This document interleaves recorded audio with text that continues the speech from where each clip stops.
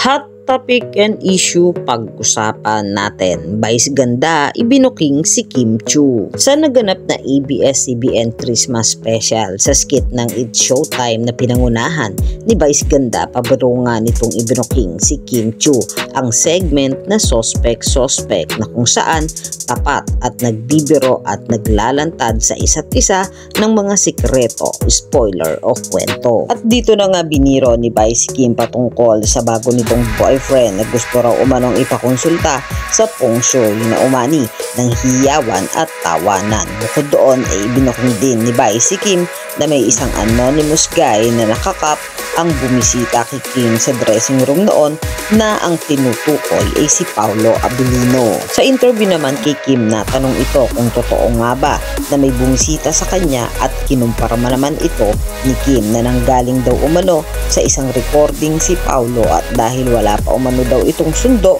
ay dumaan daw si Paolo sa kanya. Kaya naman maraming mga fans ang natuwa at kinilig sa pag-amin ng dalaga. Yo mga katambalan, ano ang masasabi nyo? Mag-comment lang sa comment section at pag-usapan natin. Yan ang mga hot topic and issue dito lamang sa Tambalang JK.